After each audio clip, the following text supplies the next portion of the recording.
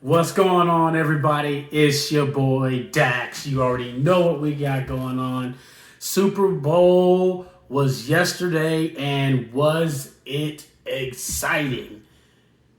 Not really, but we're going to get into it. I think it was pretty awesome. And then I'm going to jump into a little bit of the halftime show that really was trash. So we'll get into that. First things first, y'all already know what it is. Y'all already know what to do. Go ahead and subscribe. Go ahead and like, and then share it with everybody that you know. Your mama, your sister, your daddy, your grandmama, and all of them, and your friends. Share it with everybody. All right? So let's go ahead and jump on into it. As much as you try to get away from it, you can't get away from it. Run the ball, play good defense, play great defense, and you will be a champion. And that's exactly what the Tampa Bay Buccaneers were able to do yesterday. They were able to come through, and they were able to get pressure up the middle. I told y'all all week about how key that offensive line versus that defensive line versus Kansas City and Tampa Bay with the third string offensive linemen, and how are they going to maneuver everybody on the line and what was going to happen. I told y'all that was going to be an excellent matchup to watch because it was going to be key in the game, and it was.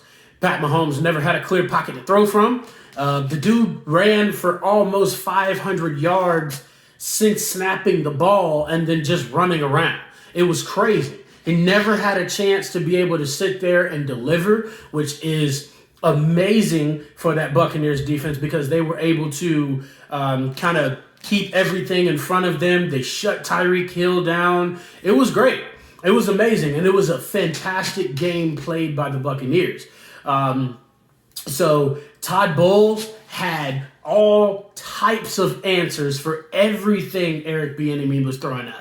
And it was pretty crazy to sit there and watch how one of the best offenses in the league, and a lot of the offense that everybody thought was going to be the more dominant offense in this game, not score a touchdown. It was insane to sit there and watch that. But hats off to Tom Brady, the Super Bowl MVP.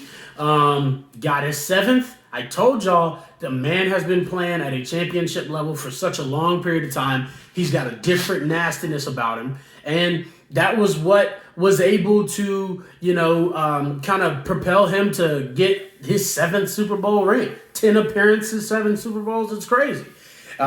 So the Kansas City Chiefs weren't really able to run the ball that well. They weren't really able to throw the ball. As soon as Pat Mahomes would snap the ball, he had defensive linemen and people pressuring him in his face. So it was a problem for him all game long. And then Tom Brady pretty much had a clean pocket. They were able to run the ball. Ronald Jones and Leonard Fournette were just eking out yards. I mean, it was crazy. No matter how the way you looked at it, it just continued on. Everything fell on Tampa Bay's side. Tampa Bay was able to come out and pound the rock. And then on the defensive side, they were able to get after the quarterback. JPP and Ndamukong Suh, Vita Vea, those guys were getting after it. And then that defensive backfield was able to sit back there and just feast on everything that the defensive line was being able to. I mean, because if you have a quarterback and as soon as he snaps the ball, you got a guy in his face, and then he goes and he's running around trying to throw the ball and stuff, it never works. And that's the key. They were able to flush Pat Mahomes, and then they were able to keep contained to where he couldn't necessarily run. He busted off some yards because he's just fast like that. But he wasn't able to make plays with his legs that put him in a better position like he had in the previous game, in the AFC Championship game, and in other games where he was just able to put his team in a better position to continue to win. So hats off to those guys, man. They played an excellent job. And it doesn't help the fact that Kansas City's defense had 100 yards of penalties. 100 yards. It was crazy the mental mistakes that this defense was making. Okay, emotions are a big part of football. Okay, we all know that. It's a huge part of football. But if you don't contain your emotions and keep everything in check, you will constantly be penalized. And they were constantly, I mean, they were holding, pass interference, unsportsmanlike. It was just insane. It was crazy. But when you lose on third down, because the main things that's going to make sure that you lose the game, turnover, if you lose in a turnover battle, third down, if you lose in third down, penalties, if you lose in penalties, and I mean, if you just can't flat out get in the end zone. And that was all the things that Kansas City lost on in this game. And Pat Mahomes said it the best. They just flat out beat us. And they did. And they did. They played better in all three phases. And I told you guys this in my preview. If you don't believe me, go back and watch. I told you all three phases of the game is, and whoever can play the best in all three phases is going to win. And the Buccaneers came out and they put their foot on the gas and they didn't take it up until the clock hit 0.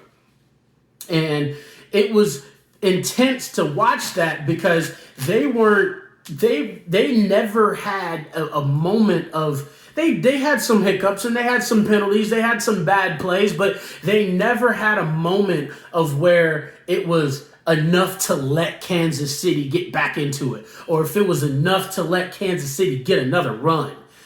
So they were able to play better on special teams, defense, and offense. And that's big, speaking of the fact that they were able to play better than the Kansas City Chiefs on offense because of how great the Kansas City Chiefs offense has been, not only this year, but in previous years.